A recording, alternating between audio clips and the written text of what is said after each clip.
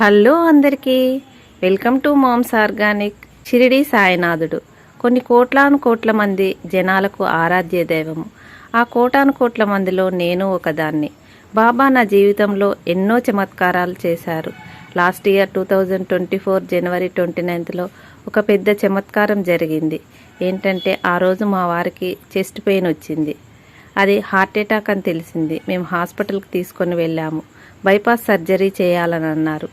దైవం మానుష రూపేణ అన్నట్టు ఆ సాయినాథుడే, ఆ బాబాయే ఆ డాక్టర్ల రూపంలో వచ్చి మా వారిని రక్షించారు. ఆయనను సేవ్ చేశారు. ఇప్పుడు తను బాగున్నాడు. బాబా చేసిన ఉపకారాలకు ఏదో ఉడతా భక్తిగా నేను ఒక చిన్న కార్యక్రమం చేయాలనుకున్నాను.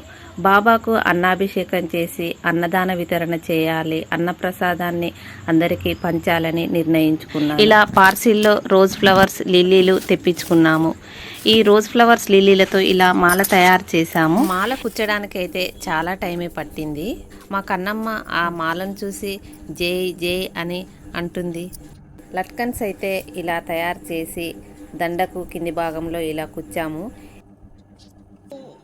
జై సాయినాథ్ మహారాజ్ కి జై.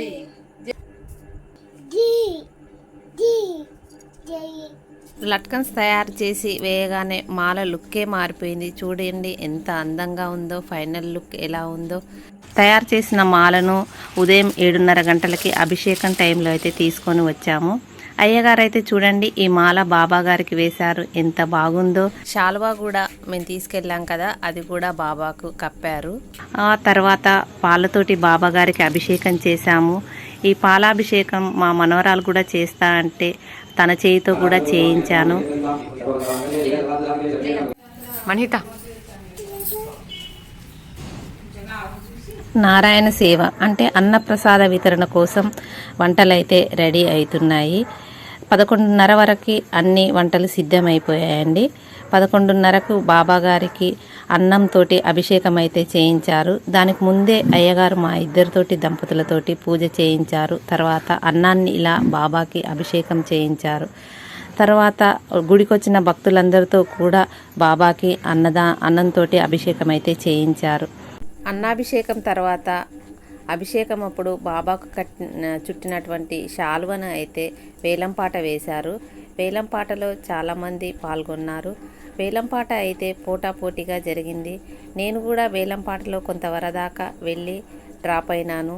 మన సుందర షిరిడి సాయినాథుని మందిరంలో నారాయణ సేవ చేయించిన అన్నదాన కార్యక్రమాన్ని, అన్న ప్రసాద వితరణ కార్యక్రమాన్ని నిర్వహించినటువంటి బొమ్మగంటి శ్రీనివాసరావు గారు, సుమిత్రాదేవి గారు, వారికి వారి కుటుంబానికి ఆ సాయినాథుడి ఆశీస్సులు ఎల్లవేళలా ఉండాలని మనసావాచ కోరుకుంటూ మన మందిర కమిటీ తరపు నుంచి బాబావారి శేషవస్త్రంతో చిరు సత్కారం. बोलो साईनाथ की जय, जय से बोलो साईनाथ की जय, जोर से बोलो साईनाथ महाराज की जय.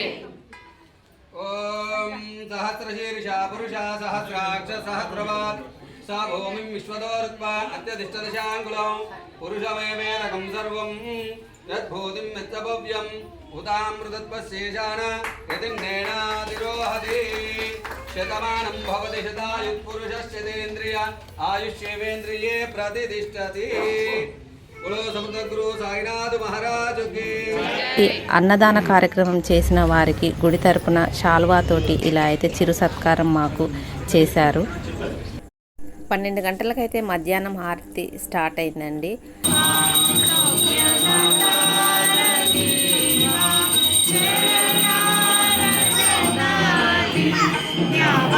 హారతి టైం అప్పుడే మా కన్నమ్మకి నిద్ర టైం కూడా అయింది.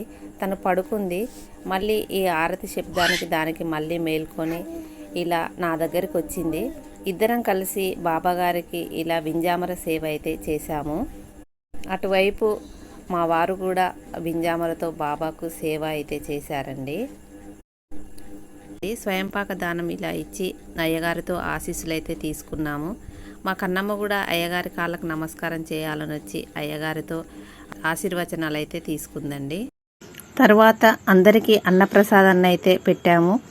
ఈరోజు చేయించిన వంటలలో అన్నము, సాంబారు, రవ్వ కేసరి, ఆలుగడ్డ కర్రీ, దీన్ని కుర్మాలాగా చేశారు.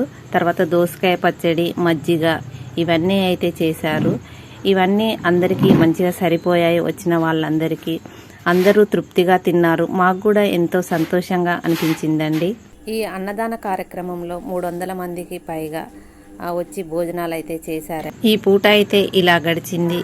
ఈ కార్యక్రమం బాబా మాతో ఇలా చేయించినందుకు మనసులోనే బాబాకి అనేక కృతజ్ఞతలు చెప్తూ సంతోషంతో ఇంటికైతే వచ్చేసాము. ఈ వీడియో చూసి లైక్, సబ్స్క్రైబ్ చేసిన వారందరికీ బాబా ఆశీస్సులు ఉండాలని కోరుకుంటూ, టెంపుల్కి వచ్చిన ప్రతి ఒక్కరు దునిని అయితే దర్శనం చేసుకుంటారు. మేము కూడా దుని చుట్టూ ప్రదక్షిణాలు చేసి ఎండు కొబ్బరికాయను దునిలో అయితే సమర్పించాము.